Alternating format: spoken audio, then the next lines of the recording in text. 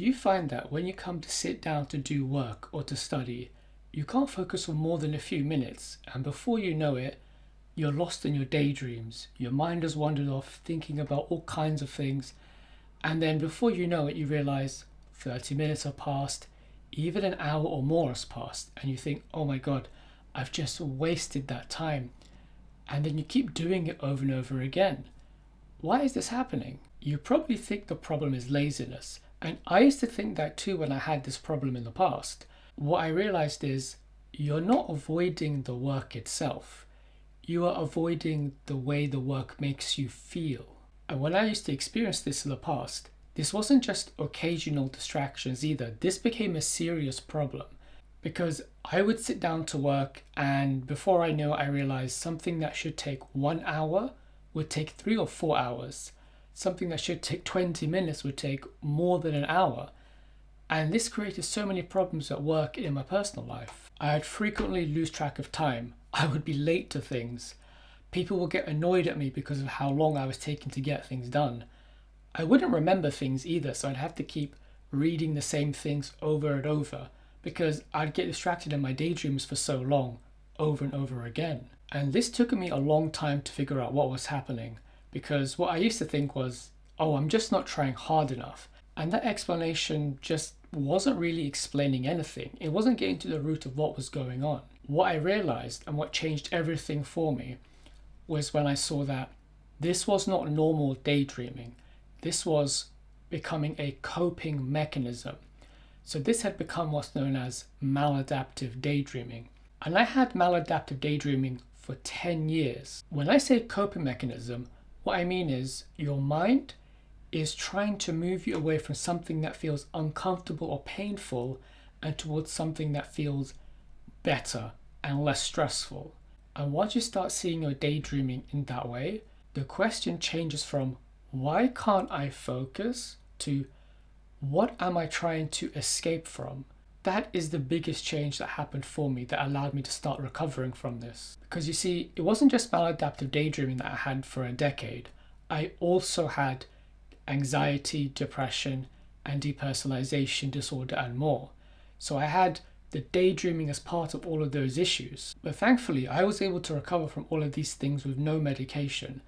And the biggest and most important thing I learned about this is that the daydreaming was not about the task itself. It was about how the tasks made me feel. So whenever I came to do work, whenever I came to do any kind of task, when my mind would pull me into a daydream, it wasn't trying to escape from the task. So think about your own daydreaming and you'll realize this. You see, it's the feeling that comes with it. So when you come to do your work or you're studying, you might feel overwhelmed. You might feel stressed out. You might feel like you are worried about failing. You might be worried about sending that email, worrying what other people will think. So then you choose not to do it and you go into daydreams.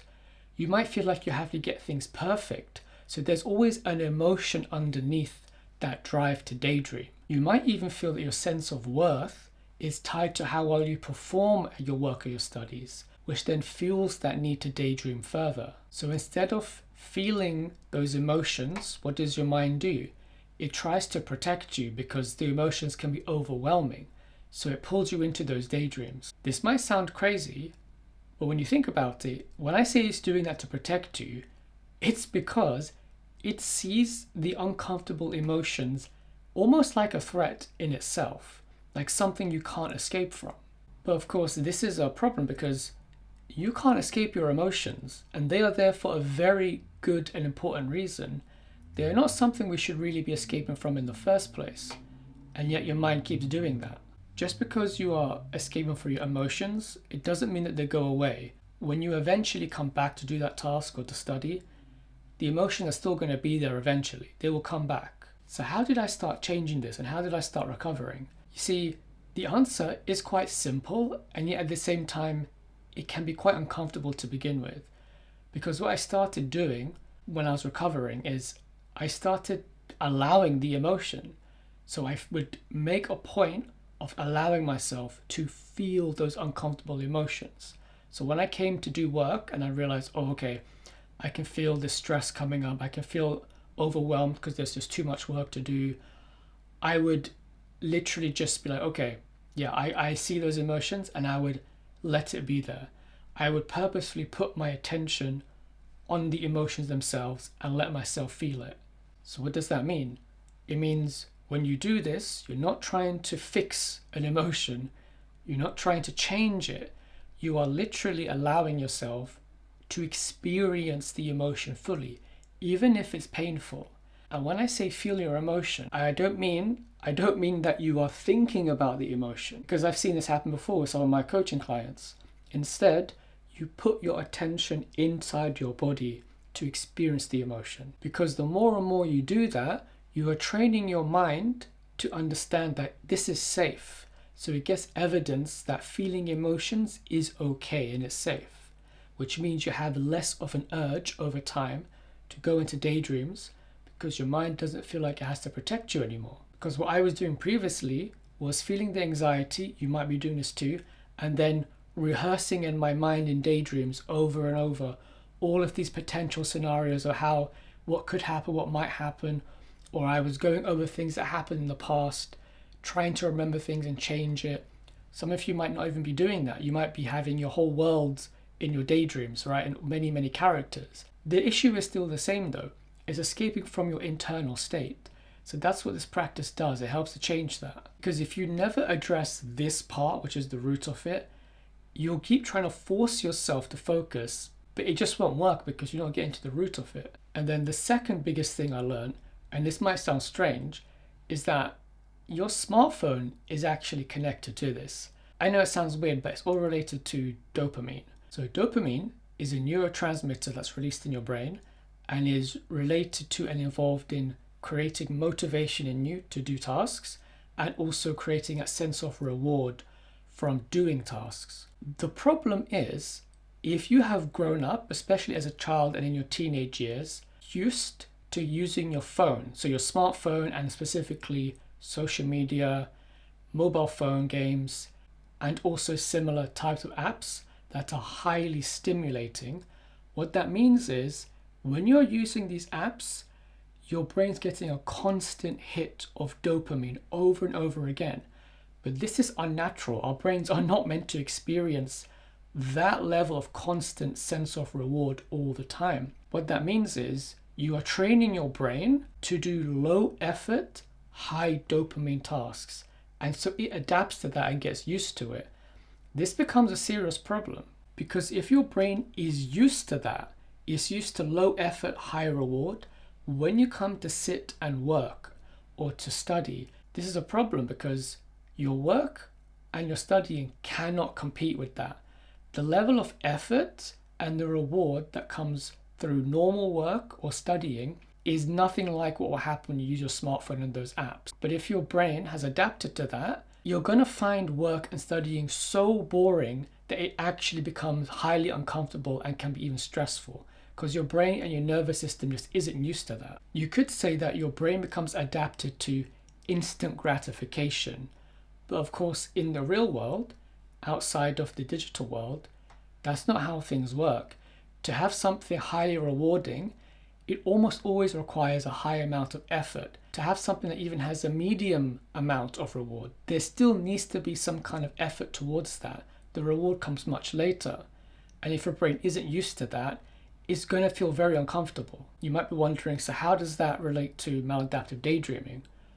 What's another way to get a sense of reward and to get those cheap dopamine hits? It's in your daydreams. So this is why daydreaming can be even more addictive because it's like another way to get dopamine hits, to get that high level of stimulation, and it's always available to you. So what happens is your brain over time, through that constant high stimulation, high dopamine activity, it downregulates your dopamine receptors. So that means to get that sense of motivation and sense of reward and satisfaction, it needs the high dopamine activities. So doom scrolling on your phone, playing certain types of video games, and then going into daydreams. Because when you do that, you're not only distracting yourself from emotions like anxiety or depression or stress, it's also helping to fill that need for that stimulation because boredom becomes intolerable. You just can't even sit with yourself anymore. So what can you do to start overcoming this? So what I learned over time is you can set boundaries with your apps and with your phones. So you can use different apps to limit your access to the phone and how long you spend on them. You can even go as far as to put your phone somewhere else in another room when you're indoors. Also, train yourself to be bored. So one of the things I do is I literally, when I'm in public, I avoid using my phone as much as possible.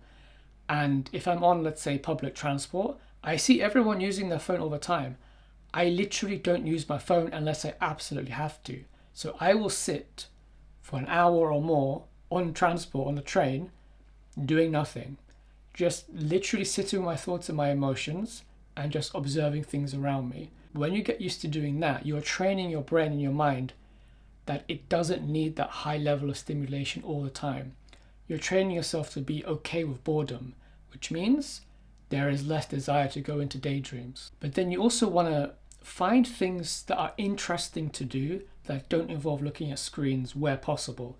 So go for long walks, go and socialize, go and find hobbies to do that don't involve looking at a screen where possible. You might want to start reading books. I highly recommend replacing your phone with reading books, because at first it's gonna feel really boring. But if you can find books that are on things that you find interesting, that will help a lot. Even if you want to start reading comics like manga, for example, that's a good start. And if you're really struggling to find things to do without looking at a screen, then start with long form content or even listening to podcasts. So start watching movies instead of doom scrolling.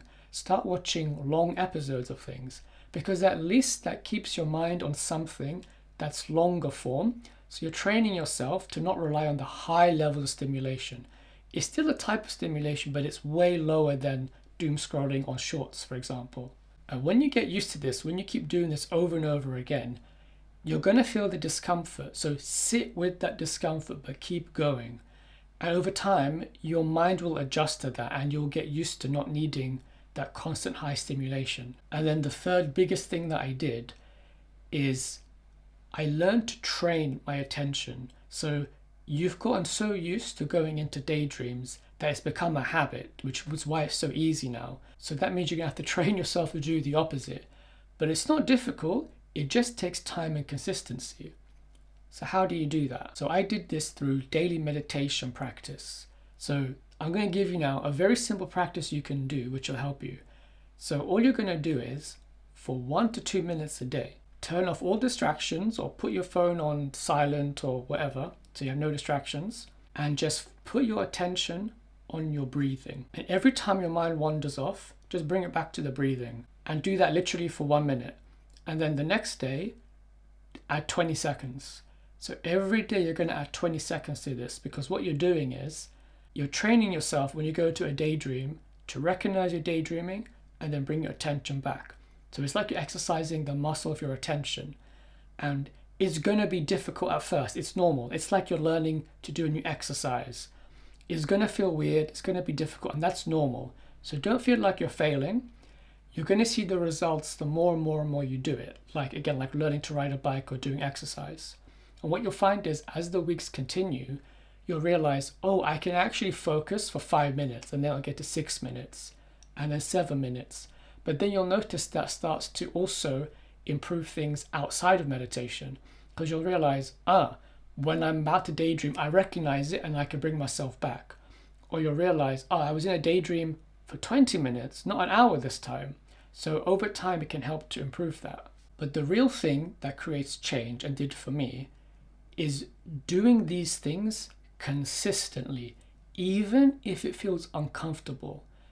So that means you learn to allow yourself to feel your emotions completely. You do the meditation and training your point of attention by focusing on your breathing. You also find ways to limit the highly stimulating high dopamine activities and replace it with things that don't involve high stimulation, things that are like longer form content or other kinds of hobbies. I also advise starting doing things that involve physical movement and being around people. So look for people you feel safe with to socialize. Go for long walks. Start doing exercise. The reason is that you're not just your mind, but your mind and body are connected. So when you are doing these things, you are finding ways to release stress from the body and to send signals of safety to your mind. When you do these things, then there's less of a need to daydream. I also recommend doing things like yoga and somatic exercises because, again, these are different type of body movements that send signals of safety to your brain so that it reduces stress. So then if there's less stress and you have a healthier way to reduce stress, your mind realizes, oh, I don't really need to daydream anymore because we have all these other ways of reducing stress. So what does it look like for me now? Do I still daydream? I have normal daydreaming now because it's not maladaptive. So if I want to daydream, I can. And if I realize, you know what, I think this might go on for too long, I just stop. If I'm doing a piece of work and I feel, oh, it's difficult, I will notice the overwhelm and I can sit with it. Because most of the time, it's only my mind that thinks that it's too much. But when I stop and I break it down into different tasks, I realize I can do this work. But before I couldn't do that, I would immediately go into daydreams. It also means that I can focus now for long periods of time. Even if something is boring, I can do it. Even if it means that you might want to put on some music while you work, that's still far better than going into daydreams. But remember, don't use that forever. Ideally, you want to get to a point where you can do work with no distractions at all. And if this is something that you have been struggling with for a long time, I made a longer video where I go deep into explaining exactly how I recovered from maladaptive daydreaming. So I'll put a link to that at the end of this video and in the pinned comment and description below. And if you want one-on-one help with overcoming maladaptive daydreaming, I now do one-on-one coaching where I work with people with maladaptive daydreaming so I can help you with this. So if you're ready to start recovering and if you are done with maladaptive daydreaming, ruining your focus, ruining your studies, and if you're ready to take back your life, click the link in the description below and in the pinned comment so you can book a free one-on-one clarity call and we will have a discussion where I can find out how I can help you. Thank you for watching. Don't forget to hit the like button and the subscribe button and click the notification bell so you can be notified of when I release the next video. And I'll see you in the next one. Take care.